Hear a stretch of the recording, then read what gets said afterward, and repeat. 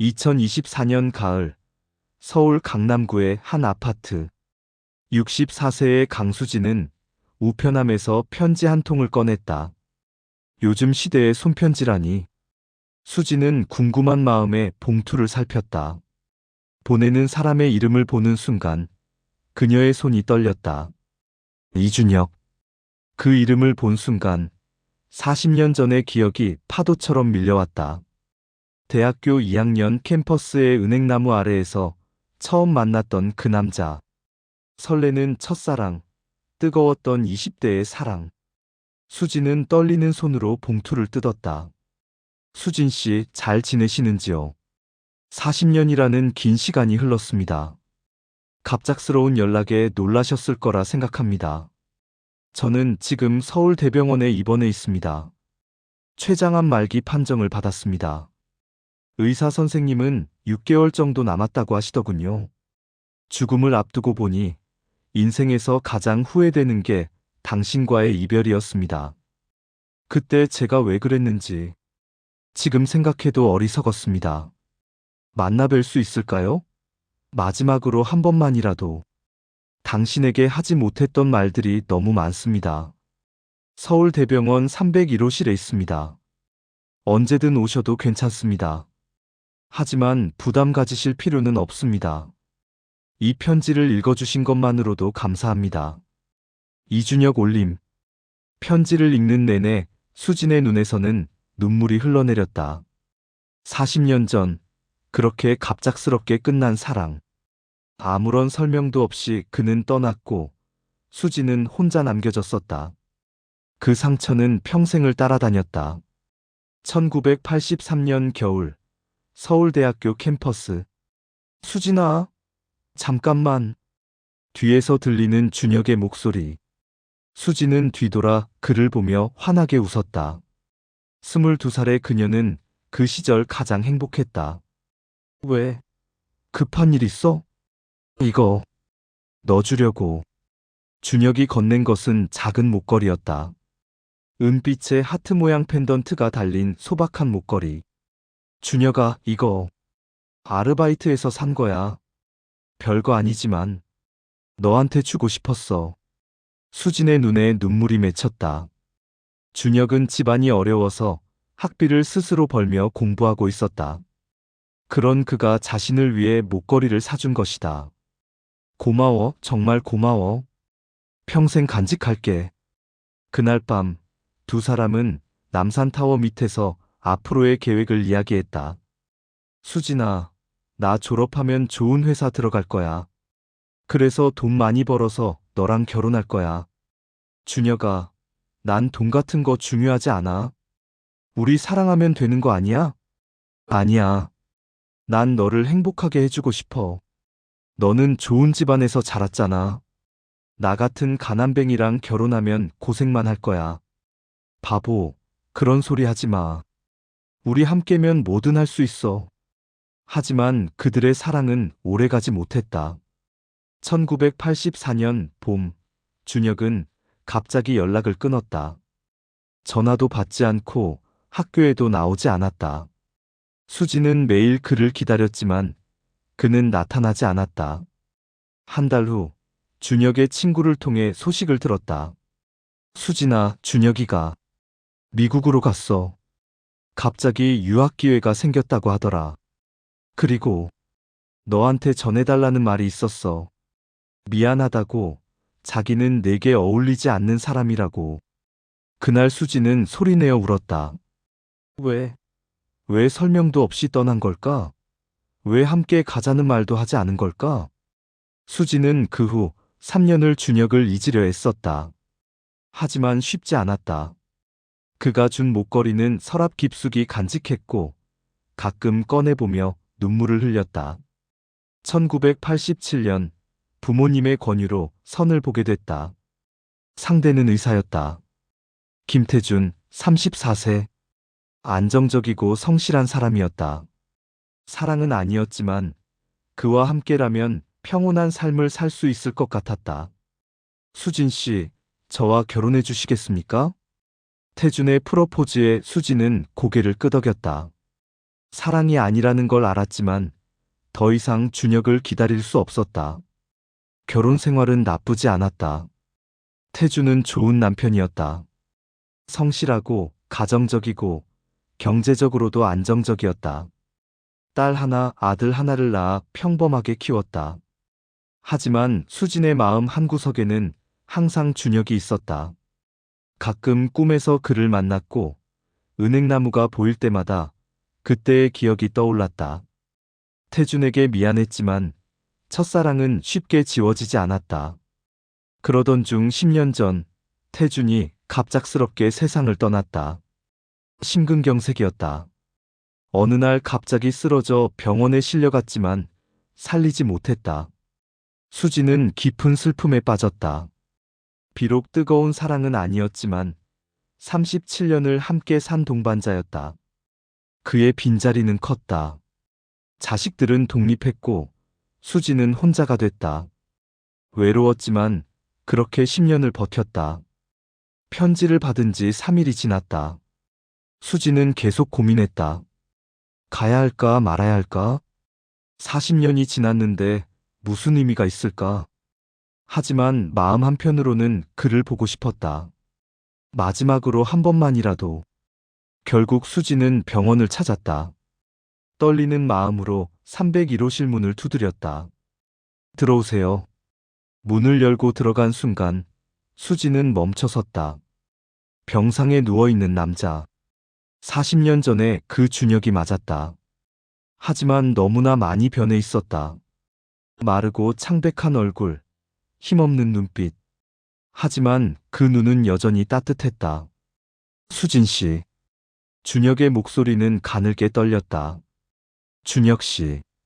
수지는 그대로 주저앉아 울었다. 40년 동안 쌓였던 감정들이 한꺼번에 터져나왔다. 미안해요. 정말 미안해요. 준혁도 눈물을 흘렸다. 두 사람은 한참 동안 아무 말도 하지 못했다. 그저 서로를 바라보며 눈물만 흘렸다. 수진 씨 앉으세요. 제가 설명해야 할 게 많아요. 준혁은 천천히 입을 열었다. 40년 전 제가 왜 갑자기 떠났는지 궁금하셨죠? 수지는 고개를 끄덕였다. 그때 아버지가 큰 빚을 지셨어요. 사업 실패로 3억이라는 빚이 생겼죠. 80년대에 3억이면 엄청난 금액이었어요. 채권자들이 집으로 찾아왔고 어머니는 매일 우셨어요. 준혁의 목소리가 떨렸다. 저는 당신과 결혼할 수 없다고 생각했어요. 당신 집안은 부유했고 저는 빚더미에 앉은 가난뱅이였죠. 당신을 그런 고생 속으로 끌어들일 수 없었어요. 그래서 연락도 없이 떠난 거예요? 함께 이겨내자고 왜 말하지 않았어요? 수진의 목소리에 원망이 섞였다. 미안해요. 그게 제 결정이었어요. 당신을 사랑했기에 떠났어요. 그리고 미국 유학 기회가 생긴 것도 사실이었어요. 교수님이 추천해 주셨죠. 저는 그걸 잡았어요. 미국에 가서 공부하고 돈을 벌어서 아버지 빚을 갚으려고요. 그래서 그렇게 된 거군요. 네. 미국에서 15년을 살았어요. 공부하고 일하고 돈을 벌었죠. 그렇게 모은 돈으로 아버지 빚을 다 갚았어요. 그리고 한국에 돌아왔을 때는 이미 너무 늦었더라고요. 준혁은 씁쓸하게 웃었다. 당신이 결혼했다는 소식을 들었어요. 의사와 결혼해서 행복하게 산다고요. 저는 그게 다행이라고 생각했어요. 당신은 행복해야 한다고 생각했으니까요. 전 행복하지 않았어요. 수진의 말에 준혁은 놀란 표정을 지었다. 남편은 좋은 사람이었어요. 정말 좋은 사람이었죠. 하지만 사랑은 아니었어요. 저는 평생 당신을 잊지 못했어요. 당신이 준 목걸이 아직도 가지고 있어요. 수지는 가방에서 작은 상자를 꺼냈다. 40년 전 그날 받았던 은색 목걸이. 이걸 아직도? 준혁의 눈에 눈물이 차올랐다. 네, 평생 간직했어요. 제 가장 소중한 보물이에요. 수진 씨는 제 이야기가 궁금하지 않으세요? 궁금해요. 말씀해 주세요. 준혁은 창밖을 바라보며 이야기를 시작했다. 미국에서 정말 열심히 살았어요. 낮에는 대학원에서 공부하고, 밤에는 레스토랑에서 설거지를 했죠. 주말에는 청소일도 했어요. 그렇게 5년을 보냈고, 박사 학위를 받았어요. 대단하시네요. 그리고 실리콘밸리의 한 IT 회사에 취직했어요. 운이 좋았죠. 그 회사가 나중에 엄청나게 성장했거든요. 저도 덩달아 돈을 벌게 됐고요. 준혁은 잠시 멈췄다가 계속했다. 15년 만에 한국에 돌아왔을 때, 전 꽤 성공한 사업가가 되어 있었어요. 아버지 빚도 다 갚고, 부모님도 편하게 모셨죠. 그리고, 결혼도 했어요. 수진의 가슴이 철렁 내려앉았다. 45살에 늦은 결혼을 했어요. 상대는 미국에서 만난 한국 여성이었죠. 좋은 사람이었어요. 하지만, 역시 사랑은 아니었어요. 저도 수진 씨처럼 평생 첫사랑을 잊지 못했으니까요. 그분은 지금 5년 전에 세상을 떠났어요. 유방암이었죠. 투병 2년 만에 제가 옆에서 지켰지만 결국 못 살렸어요. 준혁의 목소리가 떨렸다. 그분한테 정말 미안해요. 전 평생 그분을 진심으로 사랑하지 못했거든요. 마음속에는 항상 수진 씨가 있었으니까요. 그분도 알고 계셨을 거예요. 하지만 한 번도 그 얘기를 꺼내지 않으셨죠. 그날 이후 수진은 매일 병원을 찾았다. 준혁의 시간이 얼마 남지 않았다는 걸 알았기에 하루하루가 소중했다. 두 사람은 40년 동안 못다한 이야기를 나눴다. 서로의 인생, 기쁨과 슬픔, 후회와 희망. 수진 씨, 제가 꿈이 하나 있어요. 무슨 꿈인데요? 우리 처음 만났던 그 은행나무 아래로 가고 싶어요. 한 번만 더 가볼 수 있을까요? 지금 몸 상태로는 알아요. 하지만 죽기 전에 꼭 가보고 싶어요. 수지는 의사와 상담했다. 의사는 위험하다고 했지만 준혁의 강력한 의지에 결국 허락했다. 단, 휠체어를 타고 짧은 시간만 가능하다는 조건이었다. 일주일 후, 가을의 어느 맑은 날, 수지는 준혁을 휠체어에 태우고 서울대 캠퍼스로 갔다. 와, 여기 정말 오랜만이에요. 40년 전 그 은행나무는 여전히 그 자리에 서 있었다. 나무는 더 크고 늠름해져 있었지만 그 모습은 여전했다. 수진 씨, 기억나세요? 이 나무 아래에서 처음 고백했던 거. 기억하죠? 어떻게 잊겠어요? 두 사람은 나무 아래에서 한참을 말없이 앉아 있었다. 가을 바람이 불고 노란 은행잎이 떨어졌다. 수진 씨. 네? 만약 제가 그때 떠나지 않았다면 우리 행복했을까요? 수지는 잠시 생각하다가 대답했다. 모르겠어요. 하지만 함께였다면 어떤 어려움도 이겨낼 수 있었을 것 같아요. 그게 사랑이잖아요. 준혁은 고개를 끄덕였다. 후회돼요. 정말 후회돼요. 당신을 떠난 것, 혼자 결정한 것, 함께하지 못한 40년. 모든 게 후회스러워요. 저도요. 당신을 더 붙잡지 못한 것, 기다리지 못한 것, 다른 사람과 결혼한 것, 다 후회돼요. 두 사람은 손을 꼭 잡았다. 40년 만에 다시 잡은 손. 주름지고 거칠어진 손이었지만 그 온기는 여전히 따뜻했다. 준혁의 상태가 급격히 나빠졌다. 의사는 이제 며칠 남지 않았다고 했다. 수지는 병실을 떠나지 않았다. 밤낮으로 그의 곁을 지켰다. 수진 씨, 제가 할 말이 있어요. 준혁의 목소리는 이제 거의 들리지 않을 정도로 작아졌다. 말씀하세요. 제 평생의 사랑은 오직 당신뿐이었어요. 다른 여자와 결혼했지만 제 마음속에는 항상 당신이 있었어요. 당신을 만났던 그날부터 지금 이 순간까지 단 한 번도 당신을 잊은 적이 없어요. 수진의 눈에서 눈물이 흘러내렸다. 저도요. 저도 당신만 사랑했어요. 평생 당신만 사랑했어요. 고마워요. 이렇게 다시 만나게 해줘서, 마지막으로 당신을 볼 수 있어서 정말 행복해요. 준혁 씨, 수진 씨, 다음 생에는 꼭 함께해요. 다음 생에는 절대 놓치지 않을게요. 약속해요. 약속해요. 다음 생에는 꼭 함께해요. 준혁은 희미하게 미소 지었다. 그리고 천천히 눈을 감았다. 수진 씨, 사랑해요. 그것이 준혁의 마지막 말이었다. 장례식장은 많은 사람들로 붐볐다. 준혁은 사업가로서 많은 사람들에게 존경받는 인물이었다. 수지는 조문객들 사이에서 조용히 앉아 있었다. 그녀의 손에는 40년 된 목걸이가 쥐어져 있었다. 준혁의 아들이 수진에게 다가왔다. 어머니시죠? 아버지한테 많이 들었어요. 네. 아버지가 돌아가시기 전에 말씀하셨어요. 평생의 사랑이 있었다고, 그분을 만나서 행복했다고. 그게 어머니시죠? 수지는 고개를 끄덕였다. 이거, 아버지가 어머니께 전해드리라고 하셨어요. 청년이 건넨 것은 봉투였다. 수지는 떨리는 손으로 봉투를 열었다. 편지였다. 수진 씨, 이 편지를 읽고 계시다면 저는 이미 세상을 떠난 후겠지요.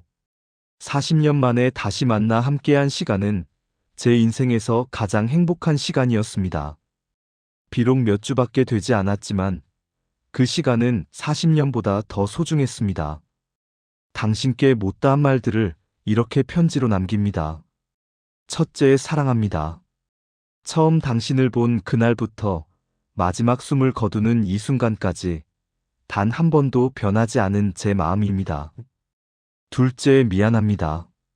40년 전 당신을 두고 떠난 것, 함께하지 못한 것, 그 모든 시간들. 정말 미안합니다. 셋째, 고맙습니다. 제 인생에 와주셔서, 사랑해주셔서, 마지막까지 함께해주셔서 정말 고맙습니다. 수진 씨, 남은 인생 행복하게 사세요. 당신은 행복할 자격이 있는 사람입니다. 저를 위해 슬퍼하지 마세요. 저는 당신을 다시 만났기에 행복하게 눈을 감습니다. 그리고 다음 생에 꼭 만나요. 그때는 절대 놓치지 않을게요. 약속합니다. 영원히 당신을 사랑하는 이준혁. 수지는 편지를 읽으며 소리 없이 울었다. 2025년 가을, 서울대 캠퍼스. 수지는 은행나무 아래에 앉아 있었다. 손에는 준혁이 써준 편지와 40년 된 목걸이가 들려 있었다. 준혁 씨, 오늘로 꼭 1년이네요. 당신이 떠난 지. 수지는 나무를 바라보며 혼잣말을 했다. 전 이제 괜찮아요. 많이 울었고 많이 슬펐지만 이제는 웃을 수 있어요. 당신이 남긴 사랑 덕분에 견딜 수 있었어요. 바람이 불어 은행잎이 떨어졌다. 전 알아요. 당신이 제 곁에 있다는 걸. 바람에, 나무에, 햇살에. 당신은 언제나 제 곁에 있어요. 수지는 미소를 지었다. 다음 생에 꼭 만나요. 그때는 절대 놓치지 않을게요. 약속이에요. 그때 한 무리의 대학생들이 나무 아래를 지나갔다. 그들의 밝은 웃음소리가 캠퍼스에 울려 퍼졌다. 청춘이네요, 준혁 씨. 우리도 저랬었죠? 수지는 일어나 천천히 걸어갔다. 그녀의 발걸음은 더 이상 무겁지 않았다. 가슴 속에는 영원한 사랑이 살아 숨쉬고 있었다. 40년의 공백, 짧았던 재회, 그리고 영원한 이별. 하지만 그 모든 것이 진정한 사랑이었다. 수지는 목걸이를 목에 걸었다. 40년 만에 처음으로. 그리고 하늘을 바라보며 미소 지었다. 사랑해요, 준혁 씨. 영원히. 햇살이 목걸이에 반사되어 반짝였다. 마치 준혁의 대답처럼. 그날 이후 수지는 새로운 삶을 살기 시작했다. 봉사활동도 하고 여행도 다니고 삶을 즐겼다. 하지만 그녀의 가슴 속에는 항상 준혁이 살아있었다. 그리고 매년 가을, 그 은행나무 아래에서 준혁을 기억했다. 사랑은 시간도, 거리도, 심지어 죽음도 이길 수 없다는 것을, 진정한 사랑은 영원하다는 것을. 수지는 그것을 평생 간직하며 살았다. 그리고 언젠가 다음 생에서 다시 만날 그날을 기다렸다. 그것이 그들의 이야기였다. 40년 만에 다시 만난 첫사랑, 짧았지만 영원한 사랑의 이야기.